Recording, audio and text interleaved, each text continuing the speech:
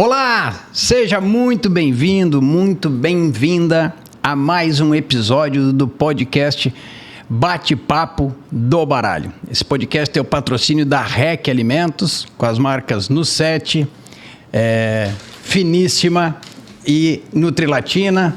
Uma linha espetacular aí que você deve ter aí no seu ponto de venda. A REC é um grande parceiro do canal Atacado e do canal Varejo Alimentar no Brasil. Lembrando, o propósito desse podcast é trazer convidados para a gente falar de vendas, de liderança, de carreira, trazer insights, trazer aprendizados. E o meu convidado de hoje é mais um da série que começou no CNPJ e ficou no CPF. É um cara que tem uma grande experiência em vendas, em marketing, trade marketing, trabalhou em grandes empresas, carreira internacional, e eu tenho orgulho de convidar aqui, trazer o meu amigo Alexandre Nedel. Nedel, seja muito bem-vindo e muito obrigado por aceitar o convite de vir nesse bate-papo, que eu tenho certeza que vai ser um bate-papo do baralho. Obrigado, Henrique. É um privilégio estar aqui com você, também um colega, né? A gente tem aventuras profissionais enormes, né? E eu acho que para mim é uma honra estar aqui nesse momento, poder dividir um pouco daquilo que meu conhecimento, um pouco de ideias, enfim, né? Que legal, a tua experiência com certeza vai agregar muito valor aqui no nosso bate-papo. Sabe que outro dia eu recebi, né, um comentário de uma pessoa e que isso aí me estimulou cada vez mais nesse podcast. Ela falou para mim o seguinte, mandou uma mensagem: pô, Henrique, foi falado um negócio no teu podcast que eu estava naquele momento precisando ouvir. E eu quero te agradecer porque aquilo me ajudou muito. Então, e esse podcast a gente vai falar de um monte de coisa, de carreira, de vendas, de liderança, de história de vida, e de repente tem algum insight para alguém que esteja precisando ouvir. Boa. E para a gente começar, quem é o Nedel no CPF? Bom, primeiro, para quem já não notou, Puxa um pouquinho mais para perto aí. Um bom gaúcho, né? Gaúcho gosta de churrasco. 3 filhos e uma neta, a Beatriz. Então, moro em São Paulo já há mais de 20 anos, uma carreira em várias empresas. Fiz administração na URGS, né, na Federal do Rio Grande do Sul, e lá pude me desenvolver. E amo o que eu faço, amo minha carreira, amo no sentido de acordar feliz e poder realmente realizar parte comercial, desenvolver projetos. Então eu sou um cara bem feliz, bem realizado nesse sentido. Pô, que legal, né? E eu pouco do que a gente conhece aí no dia a dia, você é um cara que está sempre aí com um brilho no olho aí de Verdade. Fazer as coisas acontecerem. Como é que começou a tua carreira? Bom, todo mundo tem uma história, né? E eu comecei na faculdade, e logo quando comecei a faculdade, eu tinha 17, 18 anos, eu já comecei a trabalhar. E eu fui ser vendedor de software. Pô. Então eu andava, e era na rua, eu tinha uma pastinha, eu ia andando na rua em Porto Alegre, batendo de porta em porta, oferecendo software de folha de pagamento, mala direta, coisas bem básicas. E lá no início? Lá, tô falando de, né? Vou falar de 38 anos atrás. Então, cara, foi ali a minha primeira experiência, levei muito não. Eu era muito ruim, para dizer bem, porque não tinha treinamento nenhum, era na cara e na força e na raça. Na raça, né? E era chuva, e era sola de sapato, enfim, mas foi uma boa experiência para ter aquela determinação do tipo, não, tô aqui, eu vou até o final, vou levar muito não, o não eu já tenho, né? Eu aprendi logo cedo esse jargão em vendas, o não eu já tenho, então trabalhei nessa empresa, logo depois já fui trabalhar no Polo Petroquímico, na Ipiranga Petroquímica, né? Também fiquei 2 anos, e aí começa onde eu fui trabalhar com máquinas agrícolas, Massey Ferguson, e aí trabalhei em marketing, trabalhei em exportação, fiz feira, Expo Inter, Rodei o Brasil, conheci Mato Grosso, Centro-Oeste, enfim. Ah, que legal. Então foi um momento importante de muito aprendizado. Eu sempre fui um cara muito, muito aberto para aprender, né? Que eu vou aprender. Porém chegou um momento que eu falei, cara, eu preciso ir para o consumo de massa, né? Era uma venda de trator com equipamento. O cara não sai todo dia para comprar um trator, né? Então era bacana, muito bacana, mas tinha dependência de governo, financiamento, quebra de safra, né? E eu falei, cara, eu preciso ter um pouco mais de consumo, enfim. E aí, lembrei do meu tempo que eu fui bater perna na rua. Eu consegui uma posição, foi muito bacana, como gerente territorial da Souza Cruz. E foi uma experiência que eu aprendi muito sobre roteiro, produtividade de vendas, pré-venda, pronta entrega, né? Queria produto de consumo. E a gente fazia, eu me lembro, André Henrique, eu fazia de 69 a 70 visitas dia. 69 a 70 visitas dia. Com uma produtividade de 98%. E naquela época, eu estou falando de 1996, né? A gente já falava de planograma, de execução, de material de merchandising, né? Claro que era uma época que o tabaco permitia ainda isso no Brasil. Sim. Mas foi uma grande escola, e essa escola eu trago para mim até hoje. Até hoje, todo o segmento que eu já trabalhei, eu falo em rota de venda, produtividade, eu fazia roteiro a pé, né? Então até hoje, quando eu vou fazer rota, é interessante, eu vou para algum lugar, a minha equipe começa a rodar muito na cidade, vai para um lado, vai para o outro, pega o carro, vai para um lado, eu falei, gente, para tudo. Eu quero parar no lugar, eu quero fazer a rota a pé. Né? Vamos... Né? Vida como ela é. Vida como ela é, vamos parar de escolher lugar, né? Então foi uma grande escola. E aí logo depois da Souza Cruz eu começo a entrar no mundo chocolate, né? O mundo Kraft Suchar, né? A Kraft tinha recém-adquirida Lacta, chocolate Lacta, e eu fui trabalhar na área de trade marketing, me mudo para São Paulo, né? E fui montar, junto com todo mundo, a área de trade marketing que ninguém sabia o que era. Na cabeça de todo mundo era montar material de ponto de venda, né? E faça bem feito isso. Era um pedacinho de marketing. Era um... Dá uma graninha aí. Dá uma graninha aí, faz um display barato e vamos embora, né? E aí começa o trabalho, gerenciamento de categoria, planograma, trabalhar canais, pegar uma Nielsen, começar realmente a aprofundar uma Nielsen, ver oportunidades. Então foi uma escola maravilhosa, né? Então, assim, e aí vem toda a minha carreira, né, que eu sigo no final bastante forte em Kraft, Mondelez, né, trabalhando com chocolate, com Trident, com Halls também. Então foi... Quanto tempo você ficou na Kraft? No total foram 16 anos de Kraft, e eu fui, voltei, e depois no último nível, no último onda, fiquei 14 anos. Né? Você trouxe aqui na tua primeira jornada de vendedor de software, né, bater perna na rua. Uhum. Quais aprendizados você trouxe de lá que você usa até hoje? A resiliência. Resiliência, porque eu vejo a principal qualidade hoje num profissional, nem na sua área de vendas, né, é a resiliência. E vejo que tem sido um artigo de luxo hoje, né, porque a gente vai falar daqui a pouquinho de novas gerações, de talentos, e o grande tema é como lidar com frustrações e como lidar com, né, com o não, com a dificuldade, com a complexidade, num Brasil que você acorda e você pode ter uma greve de ônibus, você pode ter uma mudança de governo, você pode ter qualquer coisa que possa mudar a tua rotina, a tua dinâmica. Né?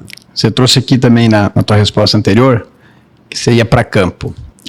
Você foi um cara que fez bastante, gostava de campo. Adoro. Você acha que é uma grande provocação já, que os executivos das empresas eles estão indo a campo tanto quanto deveriam? Não estão indo. Acho que é um grande pecado, e principalmente pós-pandemia, que houve um crescimento muito grande do online, do virtual, e ir a campo, ver o que está acontecendo pela vida real, né, é muito importante. Ver até o comportamento, o body language do teu vendedor lá na ponta, que você não vai ver num vídeo online, né, você não vai ver, é muito importante. Então, acho que essa é uma grande carência que a gente precisa acordar para achar o equilíbrio nisso, né? Tudo, acho que é uma questão de equilíbrio. A diferença entre o remédio e o veneno é a dose, né? Exatamente. Em tudo na vida. Exatamente. E é lá que as coisas acontecem, né, Nedel? Então, muitas vezes, todos os sonhos, né, que a gente tem lá no mundo corporativo, todos os Excels, todos os PowerPoints que a gente faz, quem executa, né, é o soldado, é lá na rua, lá no dia a dia que as coisas acontecem, né? E às vezes a gente fica sonhando aqui e não consegue entender o que acontece efetivamente lá no dia a dia. E essa saída a campo, ela te proporciona ter esse sentimento, esse conhecimento, né? E Henrique, eu tenho uma regra minha. Eu nunca vou para frente de um cliente, nunca, sem ter ido na loja antes. Vou visitar um distribuidor. Tá bom, eu chego pela manhã, fico a manhã inteira fazendo campo, à tarde eu tenho a reunião com o distribuidor. E ali eu já sei o que está acontecendo, concorrência, execução, como é que está o fluxo em loja, como é que está vindo as demais categorias do distribuidor. Ou vou visitar um grande varejo e vou ver a loja também, ver como é que está a execução. Claro que tem o lado do dado, do fato, que é importante, né? Como está vindo toda a evolução do negócio, mas a loja, naquele dia, ela é fundamental. Muito bom. Aí você saiu da Kraft, você foi para... Eu trabalhei 14 anos Kraft Mondelez, onde eu fiz vários papéis. Você teve uma carreira, você teve uma posição internacional também? Tive. Eu fui trade marketing, eu fui para a área comercial, fui para Key Account, e aí eu trabalhei 2 anos como global da conta Walmart, a gente chama de Walmart International, e aí foi um grande momento para mim na minha carreira, porque eu cuidava de toda a operação que não era dos Estados Unidos, né? Estamos falando de México, Inglaterra, África do Sul, Índia, China, Brasil, logicamente, Chile, Argentina.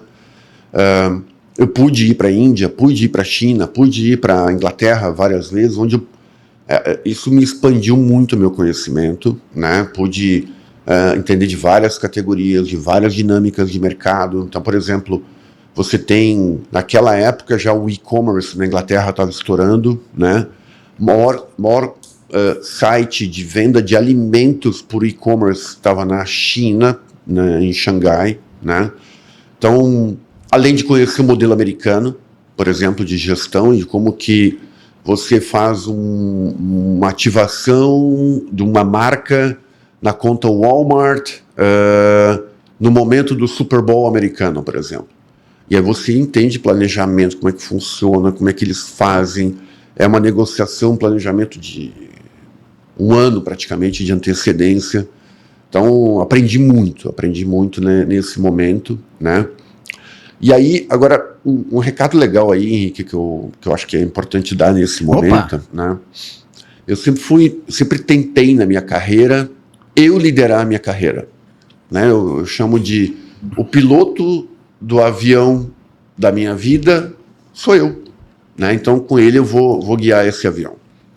Então, eu tive uma carreira que foi muito para Key Account, e eu sempre quis ser um head comercial, sempre um líder comercial. E aí chegou um momento que eu estou aqui, expert em Walmart, entendo bem de Carrefour, de contas, mas se eu não entender de distribuição, eu nunca vou ser um head comercial.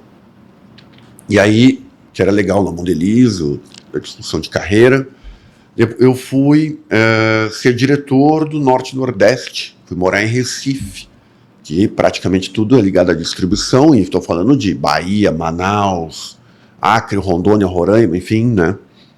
Então, E ali já tinha trabalhado um pouquinho na Souza Cruz com o distribuidor, mas lideraram uma operação, era diferente. E era grande a operação. Era grande, né? Era bem grande.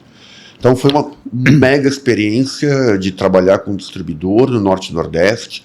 Depois eu venho para São Paulo, né, ser o diretor do canal distribuidor da Mondelez, que era uma operação muito grande, né? E ali chega um momento que tô começando a ficar um cara completo para poder liderar uma área comercial. E aí eu recebo o convite da Kellogg, né, para ser o head comercial da Kellogg. A Kellogg tinha comprado a Paraty, né, um ano antes, e tinha um projeto bem importante com Pringles, né, de trazer a marca global, né, para começar a produção no Brasil. Então, e aí então entro na Paraty. Kellogg tinha todo um projeto de integração de estrutura, um novo go-to-market, né, uma operação do interior de Santa Catarina, junto com uma multinacional norte-americana. Né? Choque de processos. Processo, cultura, realidade. Né? E aí eu era o gaúcho que tomava chimarrão, mas ao mesmo tempo entendia da complexidade de uma multinacional norte-americana. Então foi uma mega experiência de cultura, de dinâmica, de montar uma equipe comercial, né, bem robusta. Então foi um mega projeto que veio. E fico 3 anos na Kellogg, foi bem bacana, mas aparece o convite da Haribo, né? E todo homem comercial quer...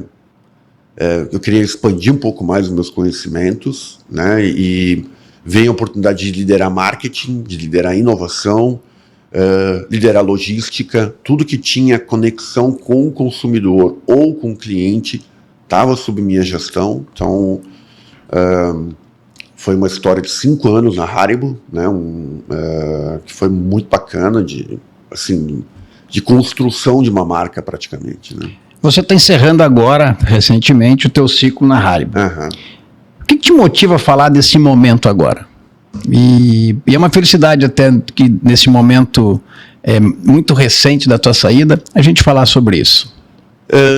Henrique, eu tenho muito orgulho, né, do trabalho que foi feito na Haribo. A Haribo é uma marca fantástica, líder mundial, qualidade, uma empresa alemã de primeira qualidade, mas que veio para o Brasil, né, onde não era o líder. E tinha todo um processo de... A Haribo tem 9 anos de Brasil. Quando eu entrei, tinha 4 anos de Brasil. Então, era tudo muito novo, né? Então, ali a gente começa um trabalho de redefinição do go-to-market, montar toda uma malha de distribuidores, porque a gente fala, no Brasil tem 1.200.000 pontos de venda para trabalhar, para botar balinha, né? Se você não prepara, é impulso. Se você não trabalha a tua malha de distribuição para botar de norte a sul o teu produto disponível, você morreu, né? Então, montamos toda uma malha, revisitamos a malha, a operação da malha de distribuidores, né? Com contrato, com plano de excelência, campanha de incentivo, processo de comunicação. Então, foi um pilar muito importante de crescimento da Haribo, né? Tinha um tema de credibilidade no país também, porque a Haribo começa um pouco indefinida na maneira de operar no Brasil.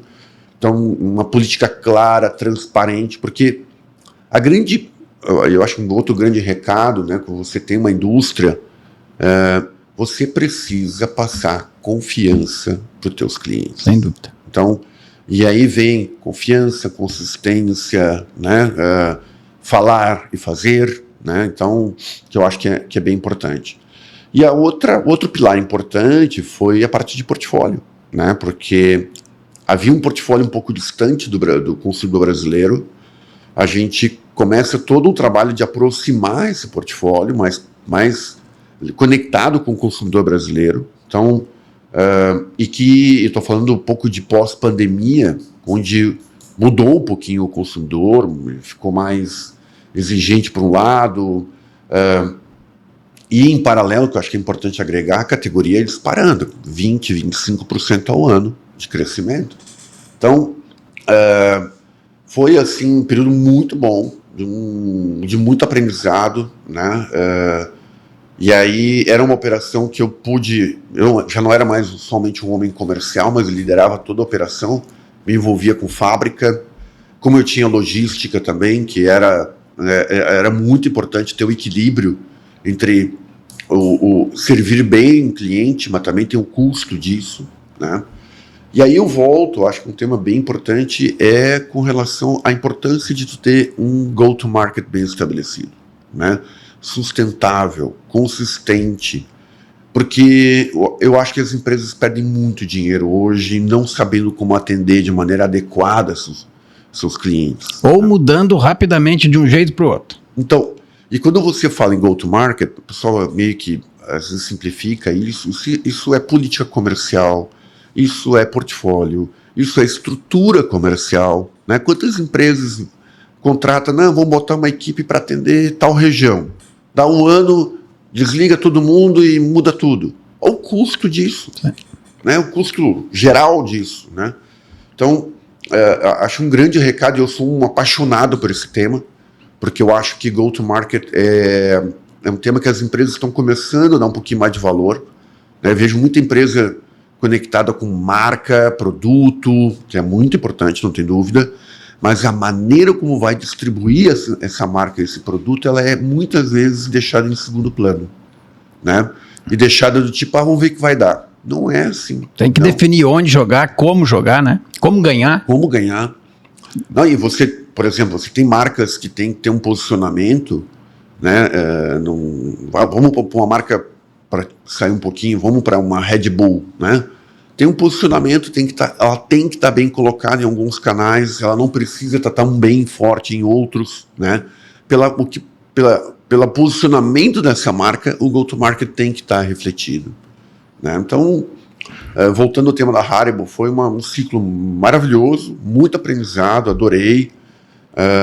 Sou um apaixonado pela empresa, pela categoria. Então, eu estava outro dia conversando. O grande talento nosso é a capacidade de aprender. E a gente vai aprendendo. Aprenda com erros, com acertos, com outras pessoas, de tudo que é maneira, né? E o principal ponto que eu acho é ter a abertura para o aprendizado, né? Eu acho que a pandemia me fez se refletir um pouquinho, e foi a hora que eu falei, cara, eu poderia dizer, não, eu conheço tudo, conheço muita coisa. Cara, eu acho que quanto mais eu conheço, menos eu sei, né? Então, a humildade de dizer, deixa eu entender como é que funciona, deixa eu fazer as perguntas, talvez aquelas óbvias, né, que ninguém faz, né? Então, e acho que isso que me alimenta em termos de carreira, em termos de vida, de estar sempre aberto, sempre com uma postura muito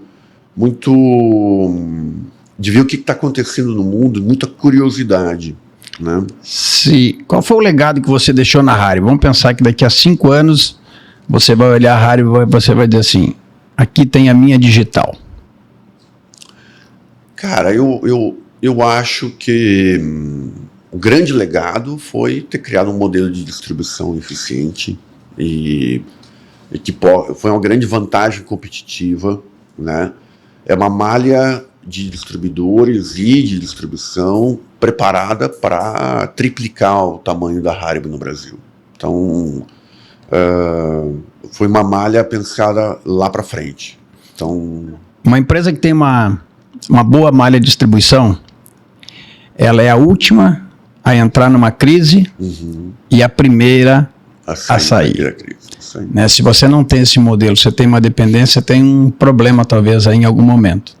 Né? E ter deixado uma malha de distribuição estruturada foi um grande legado. Você encerrou esse ciclo, quais são as tuas prioridades agora, Néder? O que você está buscando? Vai buscar uma nova oportunidade? Vai empreender? O que você vai fazer? O que você vai fazer da vida? É muito recente ainda, Henrique. Eu estou pensando, estou tirando tempo um pouco para mim. Vou investir em mim. Período sabático?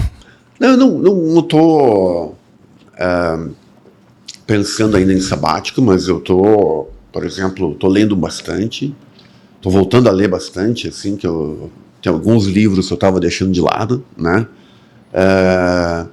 Então tô logicamente muito curioso, quero me aprofundar muito, vou ser bem aberto em inteligência artificial. Acho que é um caminho sem volta, tsunami. Impressionante. Então eu estou pesquisando, estou pensando em fazer vários cursos e me aprofundar nessa área, porque eu acho que é a nova onda, né, que veio para ficar.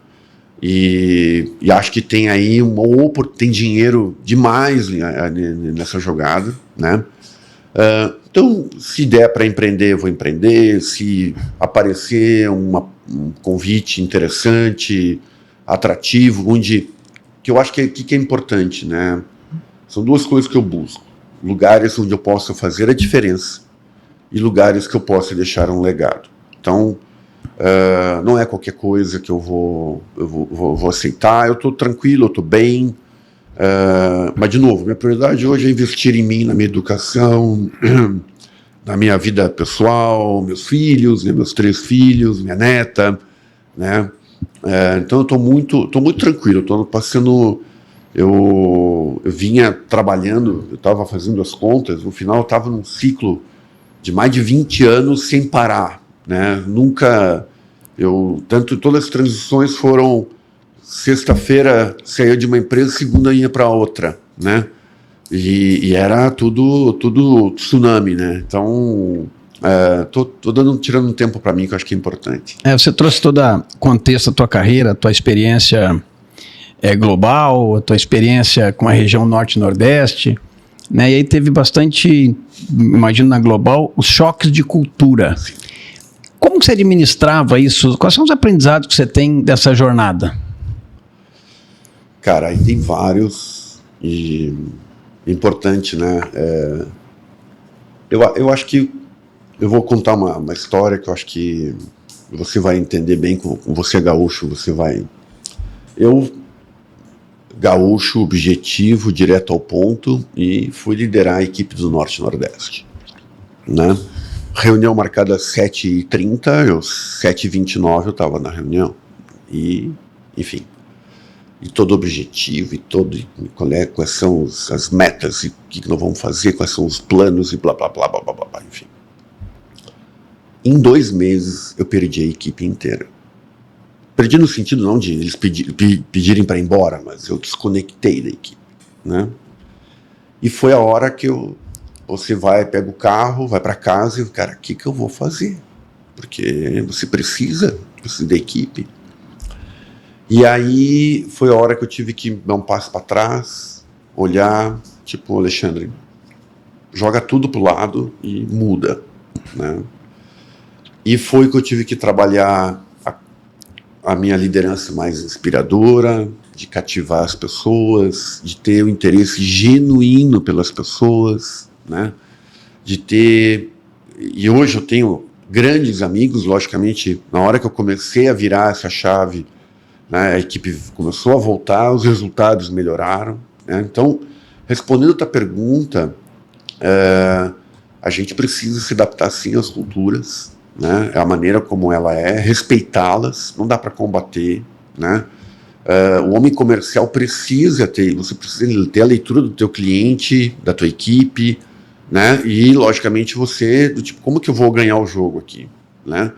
Eu liderei empresas americanas, estava agora numa empresa alemã, que é completamente diferente. Vou pro um simples que eu sei que você já viveu, né? O PowerPoint. Você vai preparar uma reunião numa empresa americana, normalmente você tem que estar com um PowerPoint muito bem trabalhado, muito bem feito, com todas as respostas. Você vai para uma empresa alemã, cara, você tem que ter um PowerPoint de 3 slides, extremamente direto ao ponto. Uma reunião de 1 hora decide tudo, e está fechado, pronto, e vamos embora. Então é outra cultura. Então, identificar a cultura, se adaptar à cultura, respeitar a cultura, né? Ela é assim, fundamental, ainda mais para um homem comercial como a gente, né? Você falou em liderança. Como é que é o estilo do Nedel liderar? Cara, eu procuro equilibrar proximidade com autonomia, né? E passa... proximidade porque eu gosto de estar junto, gosto de entender o que está acontecendo, e a proximidade não no sentido de controle, mas no sentido de apoio. A gente está falando de Brasil, Henrique. Brasil muda, né? Você já liderou uma operação e, por exemplo, eu tinha, na época de Mondelez, teve uma época que a operação de distribuição de pronta entrega do Rio de Janeiro vivia uma onda de assaltos a todo momento. Se eu não estou sabendo disso, entendendo disso, né, como é que a gente vai manter a operação no Rio de Janeiro, né, e, logicamente, manter a saudabilidade financeira do distribuidor na região? Estou dando um exemplo. Então, proximidade, apoio e autonomia para que a equipe possa performar. E isso passa por uma coisa chamada alinhamento estratégico, alinhamento do que é prioritário.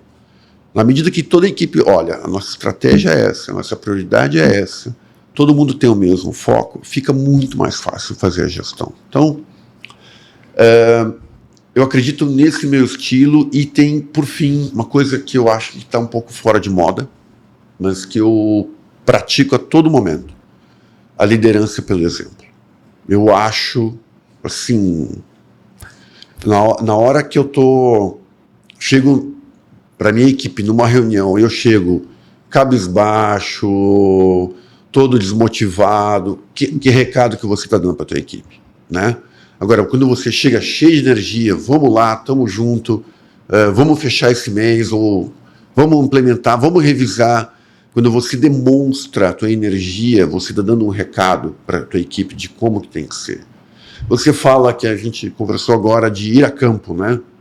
Se o líder não vai a campo, a tua equipe também não vai a campo, né? Que exemplo, enfim, então, acho que o exemplo é tudo, né?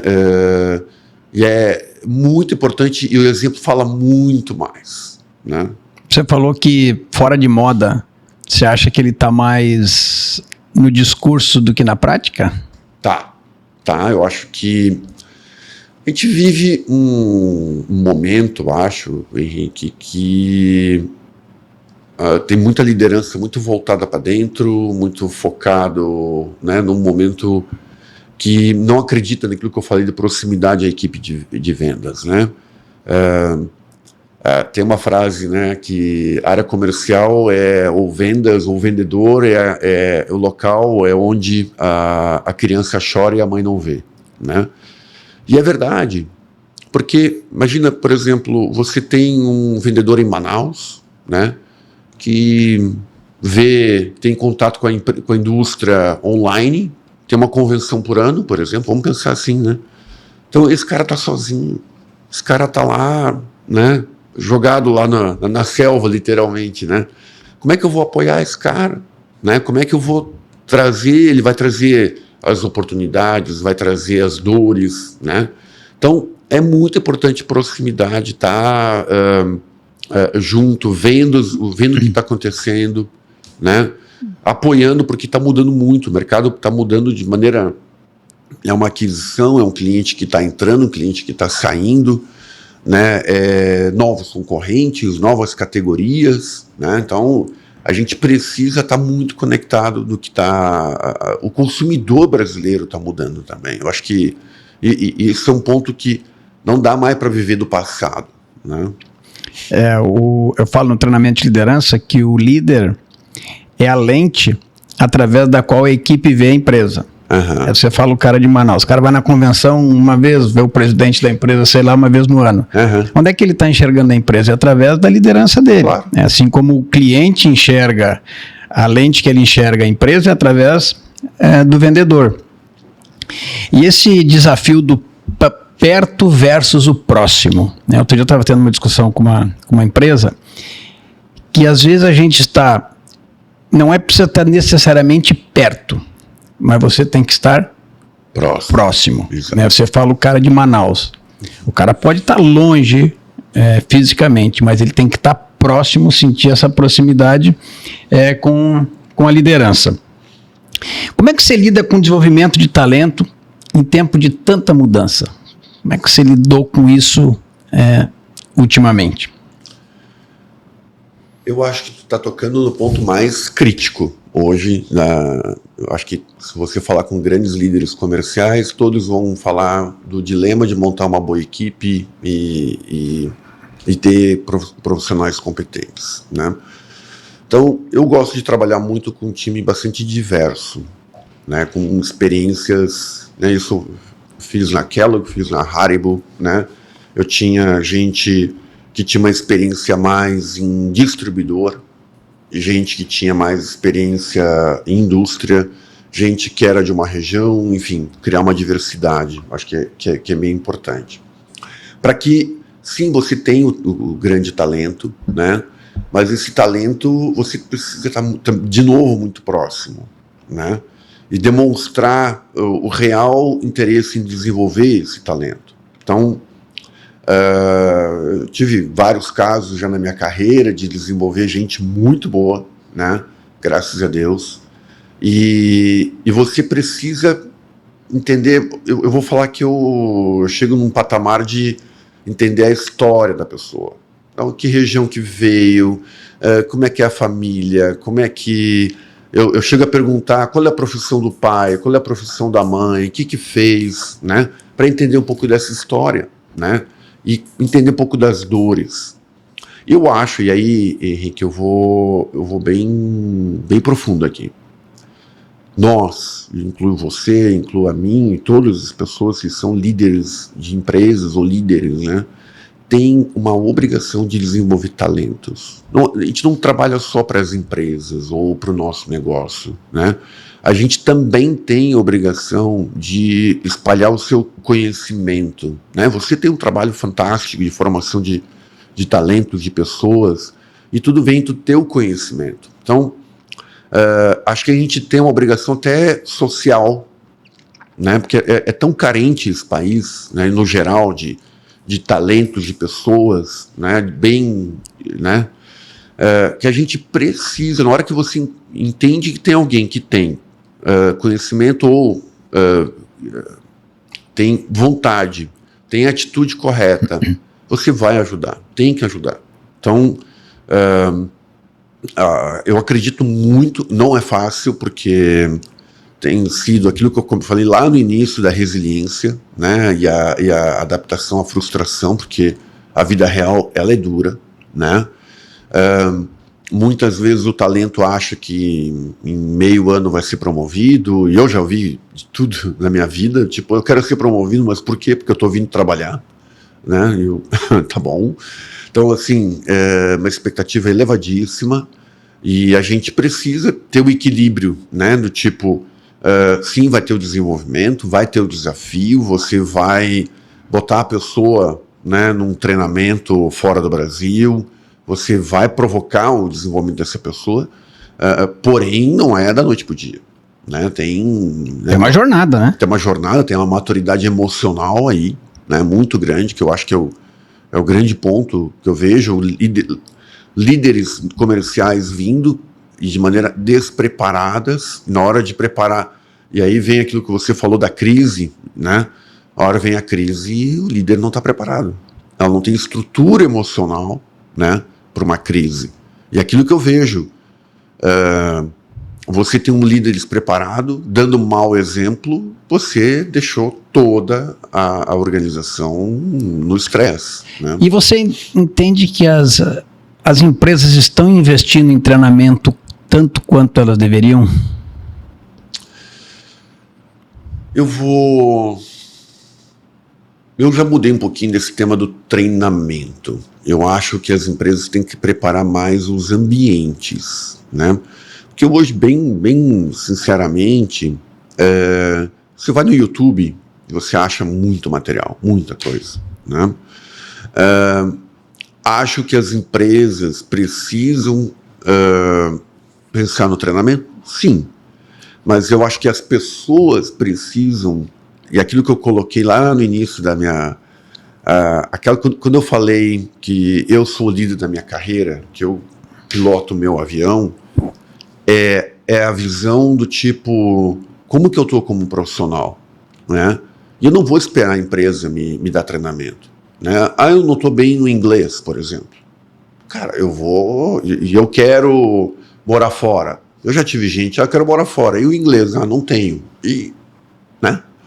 Então, a pessoa tem que liderar o seu desenvolvimento e correr atrás. E eu vou falar mais, você vai hoje no LinkedIn, tem lá links de tudo que é treinamento de graça, né? De graça. Claro, é o melhor treinamento. Não é, mas pelo menos eu estou trabalhando agora com inteligência artificial e estou correndo atrás. Não paguei até agora nenhum curso, porque tem tudo mais ou menos bem preparado hoje, disponível hoje na internet. Então, mas eu acho que as empresas têm que criar mais esse ambiente, porque eu vejo gente sobrecarregada, vejo gente despreparada, as empresas não têm um processo de feedback correto, claro, né? E por outro lado, eu acho que as pessoas, os profissionais, têm que correr atrás mais do seu próprio desenvolvimento. E você falou dos líderes, né? Do líder também tem um papel de capacitar o time. Uhum.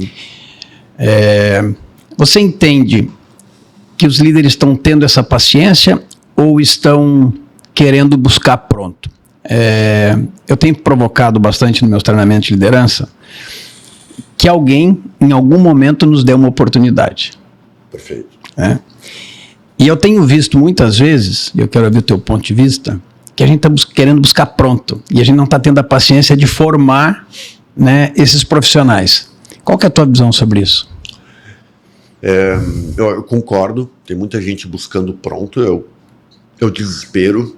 Eu acho que é pior do que pronto, é em busca de um milagre. Em busca de um milagre, do tipo, deixa eu chamar o fulano ou alguém, né, que a empresa está com problema e está vindo a pessoa que vai com uma varinha mágica resolver tudo. Não existe isso, né? Então, enfim. Acho que tem muito líder ainda pensando só em si, né, no seu resultado, as empresas como todo têm uma pressão muito grande. Então, vejo um desespero por resultado, tá bem crítico o momento, né? Eu tava tenho rodado bastante, essa semana tem a feira aqui de Camboriú. Então, assim, a gente tem visto que várias empresas reclamando de resultados. Isso, logicamente, não cria um espaço para desenvolvimento de talentos, para uma conversa real, com feedback. Mas daí tinha que ter feito lá atrás, né? Exato. Então, há um grande desespero, sim, né? Eu concordo contigo. E eu critico muito quando vem alguém, não, milagre. Não tem milagre. Não tem milagre. Pode ter um milagre de meio ano de bom resultado, depois, se não é consistente, né, tudo aparece de novo. E às vezes a gente contrata e espera e fica rezando, torcendo para dar certo, né? Quando na verdade deveria capacitar para aumentar a chance de dar certo. Claro. Outro dia eu tenho um treinamento de liderança que eu faço um intensivo, e aí eu junto líderes de várias empresas, normalmente são os líderes novos das empresas que eu já dei treinamento. Eu liguei para a empresa de um amigo e se ele tinha alguém novo, ele falou, eu tenho, mas eu não vou mandar ainda, porque eu vou esperar vingar. Esse é o termo que ele usou. Eu perguntei, deixa eu ver se eu entendi. Você está me dizendo o seguinte, que você vai regar a árvore depois que ela crescer? Você não deveria regar ela antes? Que aumenta a chance dela crescer? E aí eu falei para ele o seguinte, vamos fazer o seguinte, você vai mandar ele. Quanto tempo você precisa para ver se ele vingou? Que era o último treinamento que eu ia fazer no ano. Acho que era 3 meses. Eu falei, você manda eles, não me paga. Só paga se vingar. O que eu quis levar, a mensagem que eu quis passar para ele pagou logo quando terminou. O que eu quis passar para ele é o seguinte, você contratou alguém, você contratou um líder, você não está pensando em capacitar esse teu supervisor, e você vai treinar se ele der certo. Não, mas tem muito dessa mentalidade. Você não acha que tem muitas vezes dessa mentalidade, a gente contrata e fica torcendo, rezando, varinha mágica, esperando que deu milagre, que dê certo, né? Eu tenho, Henrique, para mim, eu já participei de vários momentos de avaliação de equipe. E a primeira coisa que eu vejo, que eu me preocupo muito, é o contexto, né? Fulano não foi tão bem. Sob que contexto? Opa! Né? Como é que estava a região, como é que estava a concorrência, como é que estava, enfim. Então, qual foi as... E aí vem onde você está colocando, qual foram as ferramentas que a gente deu para que a pessoa pudesse performar? Dei o treinamento, dei o sistema, teve um plano adequado, né? Ou vamos para um outro lado, aquele cara que a gente, entre aspas, deu treinamento, deu ferramenta, enfim, tudo que ele tinha e não performou. Aí é um outro contexto, né? Então o que eu vejo, falta profundidade, falta de fato, por isso que eu falo de proximidade da equipe, porque eu consigo ver o contexto, né? Eu tenho, na empresa que eu trabalhei agora há pouco, eu tinha um tema de estrutura e havia uma estrutura muito boa numa região e uma estrutura não tão adequada para uma região outra, mas que fazia parte da estratégia, porque eu estava, logicamente, querendo crescer mais numa região. Então não dava para cobrar do mesmo jeito. Do mesmo jeito. Não dava, né? Eu acho que, por isso que eu falo, o líder hoje tem que estar próximo, porque ele sabe o que está acontecendo, né? Eu acho que eu consigo fazer uma boa avaliação nesse sentido. Esse teu ponto aí é muito importante, né? Porque eu tenho visto, né, uma dança de cadeira doida, né? E às vezes eu vejo, pô, mas essa empresa teve um tremendo resultado o ano passado, as pessoas elas ficaram ruins, elas desaprenderam, elas... né? E a gente vai tomando umas decisões, eu vejo tomando umas decisões nas empresas muito emocionais, né? Troca gente, eu tenho visto o LinkedIn aí toda hora alguém... Tá. E para mim eu acho que está faltando olhar o contexto. Aí você falou, mas por que aconteceu? O que tá rodando de diferente? Né? Eu, quando dou treinamento, eu sempre falo que eu ajudo as pessoas a responder de forma estruturada uma pergunta. Não serve ou não foi preparado para servir? Sim. Porque quando a gente manda alguém embora que não foi preparado para servir ou que você não deu todas as ferramentas, a gente faz 3 sacanagens, né? Com a pessoa, você contratou, não capacitou e mandou embora, você faz uma sacanagem com a tua carreira, você não está fazendo o teu papel de líder, e você faz uma sacanagem com o dinheiro da empresa, que tem uma grana que a gente vê e tem uma grana que a gente não vê. A gente não vê tempo, retrabalho, papel, reputação, né? Então tem essa jornada, eu acho que de quebrar um pouco esse ciclo vicioso, né, cara? Que para mim é um grande desafio das empresas nesse sentido, de realmente tomar as decisões. E gostei muito que você falou, puta, qual é o contexto? O que rolou, né? O que a gente fez também de suporte? Né? Muito bem, né? Eu tenho mais uma pergunta aqui que eu quero fazer para você. Eu preparei um monte de perguntas. Vamos lá. Rapaz, assim, mas eu quero saber o seguinte, qual é o projeto mais legal que você participou, assim, na tua carreira, aquele que você fala assim, pô, esse projeto foi... Olha, Henrique, eu tive vários bem legais, né? Assim, vários... Tudo que eu fui head de Key Account, por exemplo, né? Então tinha qualquer dilema era como melhorar a margem da operação junto aos Key Accounts. Então todo um trabalho e conseguimos fazer um belo trabalho na época.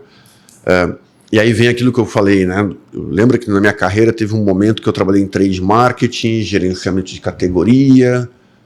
Daí, com base nesse conhecimento, eu apliquei exatamente isso lá quando eu fui diretor de Key Account, né? Então tinha, por exemplo, a categoria de chocolate, uma categoria linda, maravilhosa, mas se o cara quer vender só caixa de bombom, é uma margem. Se o cara quer vender um portfólio mais premium, é outra margem, né? Então você trabalha de uma maneira inteligente. Mas onde eu quero ir tentando responder a tua pergunta? O projeto mais complexo, mais completo que eu trabalhei foi o go-to-market da Kellogg. E aí vem o tema cultural, né? Vem o tema de montagem, vem o tema de pensar no futuro, porque a gente montou na época um go-to-market pensando em próximos 5 anos da companhia. De novo, ó, a gente não monta um go-to-market para o presente, a gente monta um go-to-market para o futuro, né? Tinha integração com categoria, a gente falamos de embalagem, falamos de novas categorias, falamos, né? Passou por condições comerciais, passou por estrutura comercial, né? E a estrutura comercial era de, né, um equilíbrio entre entregar o presente e preparar para o futuro. Então, foi um dos projetos que eu tenho muito orgulho de ter feito, né? E que eu vejo até hoje, claro, algumas coisas já mudaram, enfim, normal, né? Mas que eu vejo até hoje evoluindo com base naquele projeto, né? Então, foi e eu aprendi muito também. Foi tanto que dali eu viro um grande fã de go-to-market, né? Eu tenho feito algumas palestras e apresentações nesse tema. Se você fosse dar um conselho para quem estiver nesse momento pensando em montar o seu go-to-market, o que ela deve levar em consideração? O que ela deve ter um cuidado muito... Não pode errar. Vai. Não pode errar. Go-to-market não é da área comercial, é de toda a companhia. Tem que ter envolvimento de todas as áreas. Recursos humanos, finanças, logística, todas as áreas. Não é um projeto do fulaninho lá da área de vendas, não é. Tem que pensar em embalagem. Então, é um projeto complexo que tem que ter todo mundo envolvido e, mais ainda, é um projeto vivo, ou seja, ele tem que estar sendo revisado a todo momento, porque muda, a dinâmica muda. E o Brasil é um Brasil muito complexo, vários canais, parte geográfica, né, bem complicada, além da parte tributária também, que conforme a categoria também tem aí você pode errar e quando você vê, você está perdendo rios de dinheiro aí numa operação. Muito bem, eu tenho um quadro aqui, Joga o Chapéu. Tá bom, vamos lá. Você já jogou vários chapéus aqui, né? Joga o chapéu aí, agora o Neda vai jogar o chapéu. O que as empresas estão fazendo bem? Patrocínio da marca Finíssima, leite em pó e doce de leite da REC. O que as empresas estão fazendo bem? Eu acho que está uma preocupação em a comunicação interna das empresas está melhorando. Há uma preocupação. O tema de pós-pandemia, eu falo muito disso porque eu acho que foi um divisor de águas, né? A comunicação geral, a comunicação corporativa, de ter todo mundo integrado, alinhado. Não estou falando que está perfeito, mas há uma preocupação enorme nesse sentido, né? Eu acho que há uma melhora, né? O que elas não estão fazendo bem e que você acha que elas devem mudar e devem tomar mais cuidados? Eu acho que as empresas ainda não, no geral, tá? No geral, ainda não colocaram o cliente no centro das decisões. Cliente, consumidor no centro. Ainda as empresas estão de alguma maneira um pouco mais divididas, uma visão mais interna, né? E na hora que a empresa não coloca o consumidor, o cliente no centro, né? Ela vai perder com certeza, né? Vai perder share, vai perder vantagem, vai perder agilidade, vai perder seja em inovação, seja em serviço. Então, acho que as empresas, como está mudando muito o mercado, na minha visão, né, na hora que ela não bota, ela demora muito para reagir. Né? Ela vai reagir quando o prejuízo já está acontecendo. Né? Agora, aquela empresa que tem o consumidor, tem o mercado como centro, ela vai automaticamente reagir, ela vai mudar o que tem que mudar, né? Ela vai estar à frente do seu tempo, né? E isso passa, Henrique, para mim, pelas lideranças das empresas, né? A gente estava outro dia falando um pouco do perfil de alguns presidentes de empresas, né? E a gente vê claramente quando você tem um presidente focado em campo, em mercado, em cliente, ele muda, e aí vem o que eu coloquei, né, o exemplo, né, o recado que você está dando. Por exemplo, eu sou um profissional de marketing, né, eu posso optar e ficar fazendo minhas estratégias na minha mesa, né, e, cara, vou achar material, vai ter trabalho, não tem problema. Ou eu posso ir para o mercado, eu posso estar próximo do meu consumidor, eu posso fazer pesquisa, eu posso, né? Então, e na hora que a liderança dá o exemplo de que o que importa é ouvir o consumidor, ouvir o cliente, você dá o recado para todo mundo ir atrás, né? Então, acho que aí está a grande oportunidade das empresas. Outro dia eu vi uma pesquisa que perguntaram para as empresas se elas tinham foco no cliente. 85% disseram sim. Uhum. Aí fizeram a pergunta para os clientes. Você percebe que a empresa tem foco em você?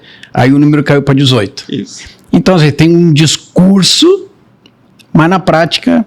Não, e a percepção é essa mesmo, porque... Não, eu acho que eu tenho, mas olha como... E aí vem... a palavra talvez seja um pouco forte, um pouco de arrogância, né, de achar que tá tudo bem, né, e não está. O que os vendedores estão fazendo bem? Eu acho que está tendo ainda tem uma preocupação com o relacionamento com clientes, né, eu acho que esse contato, olho no olho, claro que tem o tema do online, mas...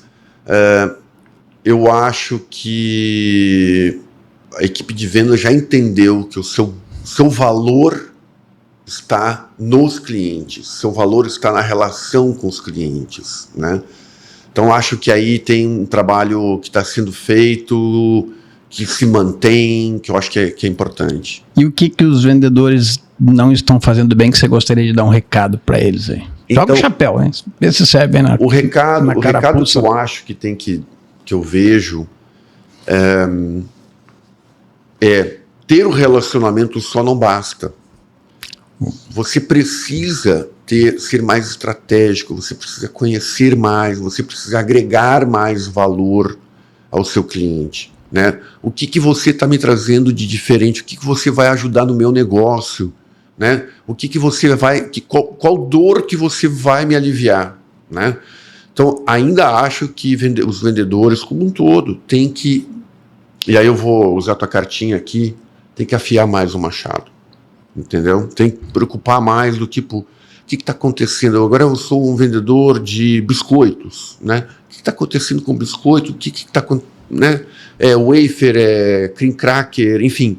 Ou... um ponto de venda, como é que eu trabalho, né, a gente vê o cash and carry crescendo, como é que eu vou defender minha padaria da esquina, né? Então acho que tem que ter uma preocupação maior com afiar o machado, né, de realmente poder se preparar a cada momento, porque tem muito vendedor focado em relacionamento, como eu falei, mas vendendo como vendia 20 anos atrás, Henrique, e não dá mais, mudou. O papel então, é muito maior. Eu vou contar um exemplo. Eu estava no prédio do meu pai e da minha mãe, tem um porteiro. E eu, logicamente, converso com todo mundo, sou um homem comercial, né? E eu conversando com o porteiro, ele veio, ele veio me mostrar a mensagem que ele mandou para o Dia das Namoradas, né? Agora, dia 12. E ele foi no ChatGPT, mandou a mensagem, e preparou, e eu li, ficou maravilhosa. Que linda! Né? E eu, tipo, nossa, muito legal. Onde que eu estou querendo dizer, né? A inteligência está aí, ferramentas estão aí. Quem quiser e tiver a humildade, não tiver acomodado, vai poder afiar o machado. E tem N oportunidades de afiar o machado. E uma das cartas que eu sempre uso na minha palestra, que é a carta 38, que é desenvolver os clientes, que está ligado com isso que você falou. Porque não basta só ter o relacionamento. Uhum. Você tem que transformar esse relacionamento, você tem que ajudar o teu cliente a se desenvolver. E fazer a coisa do mesmo jeito, você vai lá só para tirar pedido, você não vai ajudar esse cara, né? Quem tem que ser o especialista, no caso do exemplo que você deu em biscoito? Não é o cliente, quem tem que ser o especialista nesse negócio... É o vendedor. É o vendedor. Néder, só para te avisar que está batendo 1 hora do nosso bate-papo. Passou rápido, hein, velho? Muito rápido. Eu tenho umas perguntas aqui agora, um ping-pong final com você aqui. Lá. Primeira coisa, se você fosse dar um conselho para quem está começando agora, o que você fez, quais foram as atitudes que você teve ao longo da tua carreira que permitiu que você tivesse, ou que você tenha esse sucesso que você tem aí? Primeiro, Henrique, eu amo o que eu faço. Amo, adoro. Eu nunca pensei em ter outra profissão na minha vida. Dentista, médico, advogado, não. Eu amo o que eu faço. Então, e com base nisso, eu sempre fui muito curioso, sempre fui um cara inquieto, sempre tentando ver coisas diferentes, coisa nova, aprender. Muitas vezes eu não perdi meu tempo, pode ser, mas muitas vezes, e mais ainda, Henrique, olha, eu não sei o que vai dar, mas eu acho que tem alguma coisa aqui. Deixa eu explorar, deixa eu entender, deixa eu me aprimorar, deixa eu ler o livro. Então, a minha dica para quem está começando, seja muito curioso. Ame o que faça. Faça bem feito, com muito amor, e seja muito curioso, né? O mundo está... Eu vou ser um pouco duro agora. Eu não faça as coisas de maneira medíocre, né? Faça um negócio bem feito, com muito amor. Muito bom. Um hábito que você considera essencial no dia a dia? Um hábito... todo dia eu acordo, eu faço o meu plano mental do meu dia, né? Eu visualizo tudo que eu tenho para fazer, tudo que eu... não tem nenhum aplicativo, não tem nada, é a minha cabeça. Então, eu tenho uma qualidade, pelo menos feedback vem, que eu sou um cara muito focado, né? Eu sou um cara, eu vou resolver hoje tal problema, e eu vou resolver hoje tal problema. Então, eu faço um plano mental, eu acordo, faço um plano mental do que eu vou fazer, quais são minhas prioridades, e no final do dia eu dou aquela revisada, e aí? Né? A chance de dar certo aumenta, né? É muito maior. Um conselho que você ouviu e nunca esqueceu? Eu vou comentar aquilo que eu acabei falando antes. Faça tudo com muito amor, né? Com muito carinho, com vontade, não faça as coisas, né?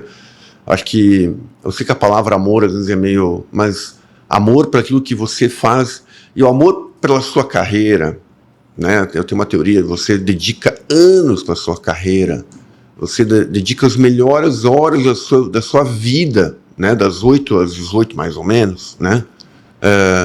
Para a sua carreira, é também uma forma de amor próprio. Então, acho que o grande recado é, faça tudo com muito amor. Muito bom. Tem algum sonho ainda para realizar? Tenho. Eu quero dar aula. Olha que legal. Eu quero dar aula, eu acho que aquilo que eu te falei, eu sou um privilegiado, né? Privilegiado aí tem Deus, enfim. E acho que eu tenho, que eu puder ajudar as novas gerações de alguma maneira, com algum conhecimento. E eu acho que a gente aqui nesse país, eu não quero entrar nesse terreno, mas falha muito a educação. E acho que se eu puder colaborar com a educação, de alguma maneira, eu vou colaborar. E a tua experiência com certeza vai enriquecer Exatamente. Muita gente aí. Em uma palavra, vendas é? Uma religião. Liderança é? Doação. Doação. Ao final da tua carreira, como é que você quer ser lembrado? Por uma pessoa que fez a diferença no mundo e na vida das pessoas. Um líder inspirador?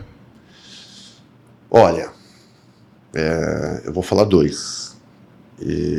Um é meio forte para mim. Líder tem que ser líder, você não é autor de livro, não é isso. O primeiro líder para mim é Jesus Cristo, né? Eu acho que ele tem ensinamentos maravilhosos e para mim, né, quando fala amor tem a ver. E o segundo líder é um pouquinho mais de um hobby meu, né? E que eu sou fanático, e todo mundo que trabalhou comigo sabe, se chama Ayrton Senna. Então eu sou um fã dele, pela resiliência, pelo amor que ele dedicou à carreira dele, pela obstinação e o desejo de realmente ser o melhor. Então, ele é um dos que eu sigo muito. Muito legal, né, Edel? Temos aí a nossa 1 hora de bate-papo. Foi um bate-papo do baralho. Foi muito legal a tua presença. Muito agradecido aí pela tua disponibilidade, pela tua abertura, né, pelos teus ensinamentos, pelos teus insights que você compartilhou aqui nesse canal. Convido você aí a assinar o canal da TV Balneário Camboriú, o canal do Henrique Machado Palestrante, ative as notificações toda terça, das 21 às 22 horas, diretamente aqui da TV Balneário Camboriú, o podcast Bate-Papo do Baralho. Um abraço a todos aí, fiquem bem e até a próxima. Tchau, tchau, obrigado.